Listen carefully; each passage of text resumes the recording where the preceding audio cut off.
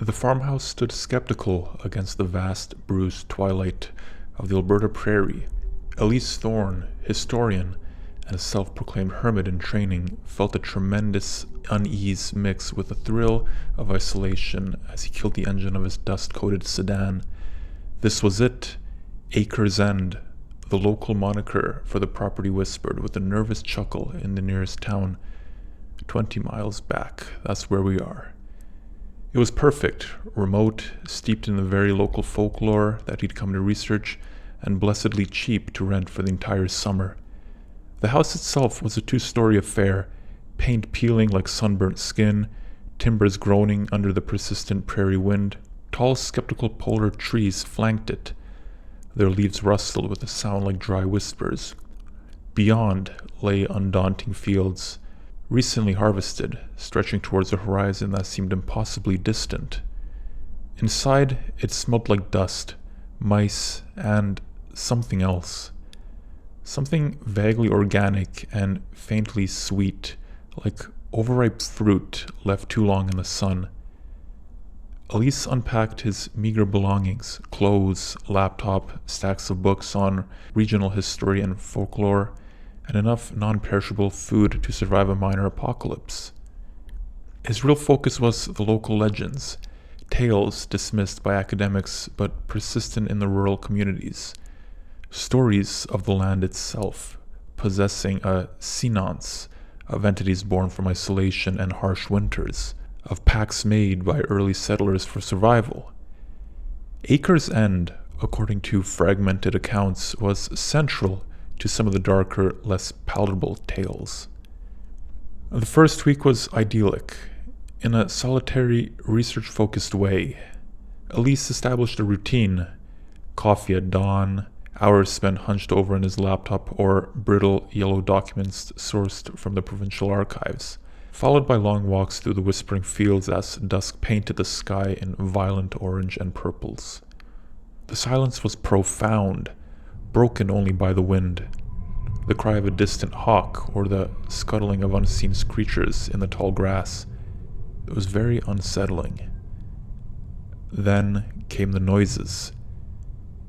It started subtly, a floorboard creaking upstairs when he was downstairs, a faint scratching at the window pane, dismissed as branches in the wind, of course, even when the air was still. Then whispers, indistinct, fleeting, like snippets of conversation carried on the breeze, always vanishing the moment he tried to focus on them. He blamed fatigue, the unfamiliar sounds of an old house settling, the sheer power of suggestion fueled by his research into things that supposedly whispered from the shadows. One morning, he found the first effigy. Sitting squarely on the worn wooden porch step was a small, crudely carved figure. It was made of dark, weathered wood, depicting something vaguely humanoid but distorted. Limbs too long, head too large, features merely suggested by Grogs. It unsettled him more than it should have. He picked it up. The wood was rough and strangely warm against the skin, and tossed it into the tall grass at the edge of the yard, rationalizing it as debris blown in by the wind, or perhaps a leftover relic from previous tenants. A few days later, another appeared, identical to the first, placed in the exact same position. This time, Elise felt a cold knot tightened in his stomach. Coincidence was stretching thin. He scanned the empty fields, the dark line of the distant woods. Nothing, just the vast, indifferent landscape and the ceaseless winds. He threw the effigy further, harder, feeling a ridiculous surge of anger. The disturbances escalated. His research notes, meticulously organized, would be subtly rearranged overnight. A page bookmarked would be found several chapters later ahead. A specific file on his laptop detailing accounts of settlers vanishing near Acres End in the late 19th century was corrupted, dissolving into a screen of digital static before restoring itself, minus the most disturbing passages. Sleep became fractured, haunted by dreams that mirrored the folklore. Figures moving just beyond firelight, chants in a language he didn't understand but felt deep in his bones, a suffocating scene, a suffocating sense of being watched by the land itself. He started talking to himself, catching snippets of his own voice echoing in the empty rooms. "It's the isolation," he muttered, gripping the edge of the kitchen sink. "It's the research stress." But the reassurances sounded hollow, swallowed by the oppressive silence that followed. The sweet, cloying smell inside the house seemed stronger and stronger some days, particularly near the boarded-up doors in the upstairs hallway he didn't pay much attention to before. One afternoon, driven by gnawing anxiety, he drove into the town for supplies that he didn't strictly need. At the small general store, the elderly proprietor, Martha, regarded him with knowing, pity eyes. "Staying out of the acres end, are ya?" she asked, her voice raspy. "Yes, researching local history," Elise replied, trying to sound nonchalant. She leaned closer, her voice dropping. "Some history's best left buried, son. That land, it remembers. It gets lonely, it really likes company. Did you know that?" She straightened up abruptly, ringing up his unnecessary purchases. "Just be careful out there, okay? Especially after dark." Her words clung to him like cobwebs on the drive back. Likes company. The phrase echoed the whispers he thought he'd imagined. Back at the farmhouse, the feeling of being watched was stronger than ever before. As dusk bled across the sky, he stood at the window, peering into the gathering gloom. Did the shadows between the polar trees seem deeper, more substantial? Was that a flicker of movement at the edge of the woods? He shook his head, rubbing his eyes. Paranoia. That night, the scratching returned, louder, more insistent. It wasn't branches. It sounded like fingernails or claws scraping rhythmically against the wooden siding, moving around the house. Then came the tapping, sharp and distant, on the window panes, first downstairs, then upstairs, always circling around.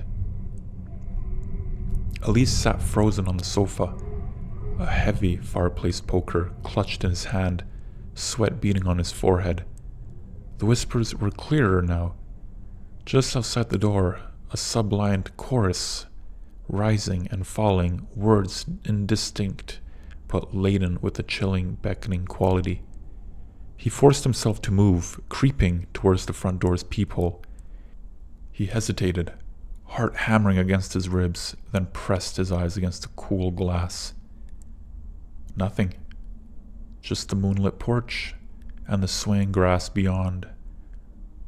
Relief washed over him, weak and trembling. He leaned his forehead against the door, breathing heavily. Tap, tap, tap. Right beside his head, on the door itself. Elise recoiled, stumbling back, poker raised. Silence. Then a low chuckle, dry and rustling like the dead leaves, seemed to emanate from the very wood of the door. He backed away further, his gaze darting frantically around the room, half expecting something to materialize from the shadows. Elise spent the rest of the night barricaded in his bedroom, chair wedged under the doorknob, listening to the intermittent scratches, tapping and whispering that seemed to ebb and flow with the wind outside. Sleep was impossible. Elise's mind raced, replaying Martha's warning, the corrupted files, the unnerving effigies. The folklore wasn't stories. It felt terrifyingly real, all around this isolated plot of land. Dawn arrived, gray and unwelcoming. Exhausted but resolute, Elise decided he had enough. He would pack his essentials, abandon the research, and leave Acres End. The book wasn't worth his sanity. As he stuffed clothes haphazardly into his bag, his eyes fell on the boarded-up door in the hallway. The faint, sweet smell was stronger here. Driven by morbid curiosity that overruled his fear, He relieved a crowbar from his car.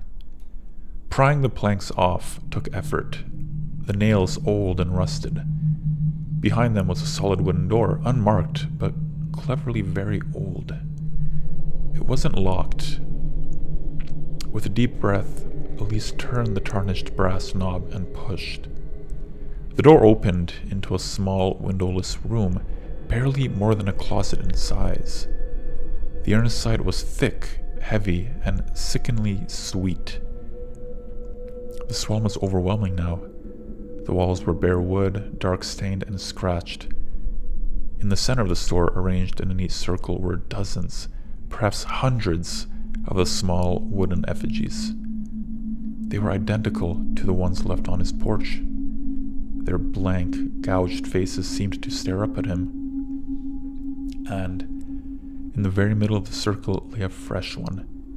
It was lighter in color, the wood still pale, the carvings sharp. It depicted a figure hunched over a book, a stylized representation of him, of Elise. A floorboard creaked behind him. Elise spun around, crowbar raised. The hallway was empty, but the front door, which he distinctly remembered locking and bolting, stood wide open, swinging gently in the breeze. The whispering started all over again, louder now, swirling around him, not just from the outside, but from within the house itself, echoing from the walls, the floor, the very air itself. It sounded like a muted or a mutilation of voices, ancient but insistent. Panic seized him. He bolted, shoving past the open door, stumbling down the hallway, down the stairs. He didn't grab his bag, his keys, his research, or anything. He just ran, out the open front door, across the porch, scattering more effigies that seemed to have materialized there, out of nowhere. He sprinted towards his car, fumbling in his pockets for his keys. He now realized were upstairs, on the nightstand. Behind him, the whispering rose to a crescendo that clawed at his sanity. He risked a glance back at the house. Figures stood in the upstairs windows, silhouetted, indistinct, but unidentifiably there. More figures were emerging from the popular woods, moving with an unnatural, jerky gait across the fields towards the house. They were tall and gaunt, resembling the effigies, writ large, their forms seeming to flicker and distort at the edges of his vision. They weren't watching him. They were converging on the farmhouse, drawn by the open door, by the invitation. The land itself seemed to watch, the wind carrying the whispers, the tall grass rustling, like 1,000 voices, like company. Elise didn't stop running. He ran down the long dirt track leading away from Acres End, ignoring the stitches in his side, the burning of his lungs, the pain in his legs. He ran as the sun climbed higher, casting long, distorted shadows. He ran until the farmhouse was just a speck in the distance, until the whispering faded, replaced by the pounding of his own blood in his ears and the vast, terrifying silence of the prairie. Elise never went back. He finished his book. The official story was that he'd suffered a breakdown due to stress and isolation. He never spoke of the effigies, the whispers, or the figures in the fields, but sometimes late at night, when the wind rustles the leaves outside his window in whatever city he'd fled to, he thought he could hear it again, faint, subliant, beckoning.